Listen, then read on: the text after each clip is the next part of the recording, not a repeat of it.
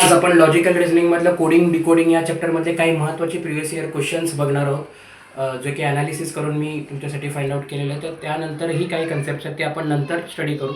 तर कोडिंग डिकोडिंगमध्ये सगळ्यात पहिल्यांदा तुम्हाला काय अल्फाबेट वाईज, त्यानंतर नंबर वाईज, सिम्बॉल वाईज असे काही कोड त्यांनी सेट केलेले असतात. त्याचा पॅटर्न स्टडी करून तुम्हाला काय करायचं असतं, सेम पॅटर्न अडॅप्ट करून तुम्हाला राईट ऑप्शन फाइंड आउट करायचा असतो एलिमिनेशन मेथड वापरून.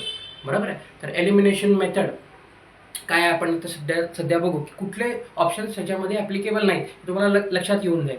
जसे की फॉर एक्झाम्पल अल्फाबेट बेस्ड जर असेल तुम्हाला, तर सगळ्यात पहिल्यांदा अल्फाबेटचा तुम्हाला नंबरिंग करून घ्या 1 2 3 लाईक अप टू 26. आता पहिला एक्झाम्पल बघू आपण. इथं दिलेलं त्यांनी क्वेश्चनमध्ये पार्टनरसाठी एक कोड दिलेला आहे. बरोबर. त्याचे लेटरचा स्टडी करू आपण. पी साठी त्यांनी ओ म्हणलेलं आहे, ए साठी झेड म्हणलेलं आहे, आर साठी क्यू म्हणलेलं आहे. तर प्रत्येक लेटर जो आहे तो कोडिंग कसं केलेलं आहे, पी साठी ओ म्हणजे त्याचा प्रिव्हियस लेटर. बरोबर. ए साठी झेड म्हणजे इथं झेड नंतर ए स्टार्ट आहे म्हणजे प्रिव्हियस लेटर.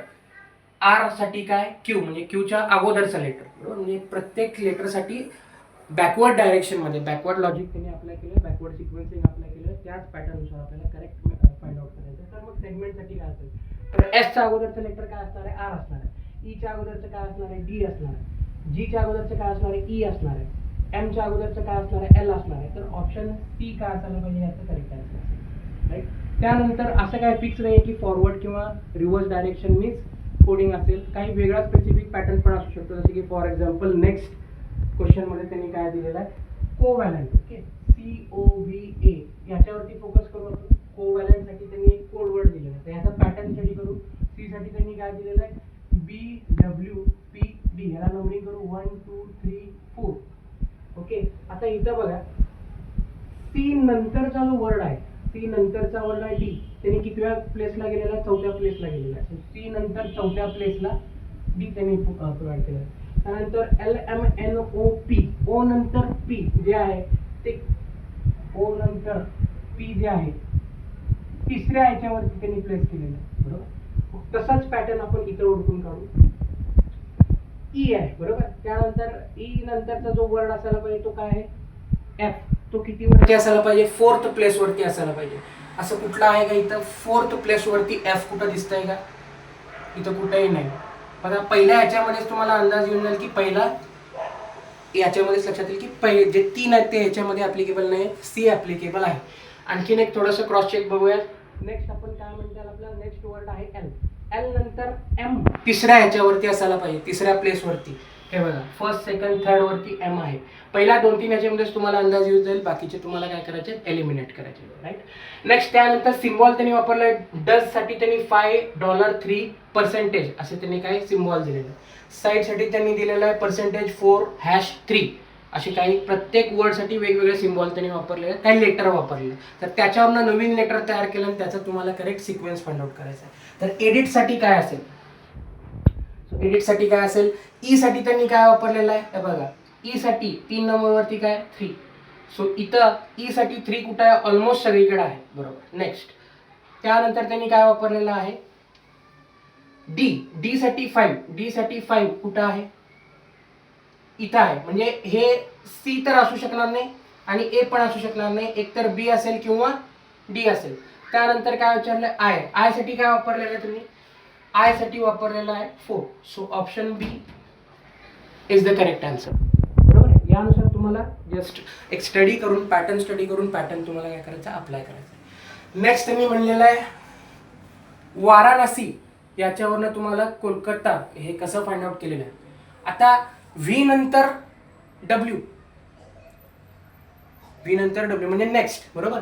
त्यानंतर ए नंतर सी म्हणजे व्हीचा हे बरोबर पुढचं लेटर, ए नंतर एक गॅप सोडून बी म्हणजे ए नंतर बी चा गॅप सोडलेला आहे आणि त्यानंतर सी. त्यानंतर परत आर नंतर 2चा गॅप आहे, RST9. त्यानंतर 2 म्हणजे 0 1 2 ह्या गॅपने त्यांनी लेटर चालवत गेलं. तसं केचं कुठलं आहे, के नंतरचा डायरेक्ट लेटर कुठला आहे, एल आहे. म्हणजे हे 2 तर असू शकत नाही. बरोबर आहे. त्यानंतर ओ नंतर एक गॅप सोडायचे आपल्याला, ओ नंतर पी सोडायचा आणि नंतर क्यू येईल. तर ओ नंतर क्यू कुठल्या ठिकाणी आपल्याला मिळू शकेल, तर क्यू कुठं वापरलेला आहे, इथं वापरलेला. सो LQ पहिल्या 2 ह्याच्यामध्ये तुम्हाला लक्षात येईल. त्यानंतर एल नंतर तुम्हाला 2 ड्रॉप करायचे. बरोबर. MN ड्रॉप करून परत O, म्हणजे इकडं तिसऱ्या याला काय आलेलं आहे O.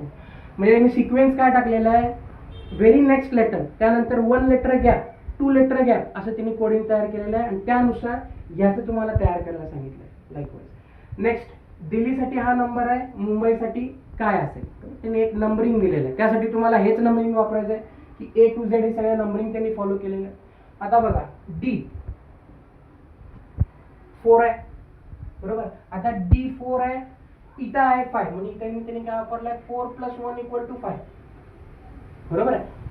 ऍक्च्युली अल्फाबेट सिक्वेन्स नुसार 4 नंबर आहे, पण ह्यांनी तो वापरलाय 5, म्हणजे त्यात थोडेसे चेंजेस केले, 4 + 1. सिमिलरली E ला त्यांनी काय वापरलाय 5, बरोबर आहे, पण इथं त्यांनी दिलेलं 6, म्हणजे काय 5 + 1, म्हणजे ऍक्च्युअल नंबरिंग मध्ये 1 ऍड करून जे नंबर येईल त्यांनी तो सिक्वेन्स केलेला आहे. हा तुम्हाला जस्ट बाय ट्रायल अँड एररनी प्रॅक्टिसनी येऊन जाईल. तसं मुंबईचं काय असेल, मग आता मुंबईसाठी बघा M कुठे गेला,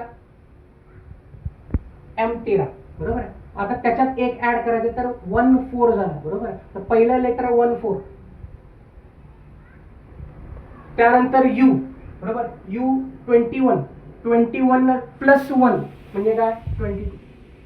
तुमचा करेक्ट आन्सर पाहिजे बी, बरोबर. तर अशा प्रकारे थोडंफार प्रॅक्टिस करून trial and error and elimination मेथडनी तुम्हाला एक खूप सिम्पल चॅप्टर आहे आणि खूप सिम्पल कन्सेप्ट्स आहेत, हे मार्क्स तुम्हाला नक्की मिळतील अशी अपेक्षा करतो. Thank you very much.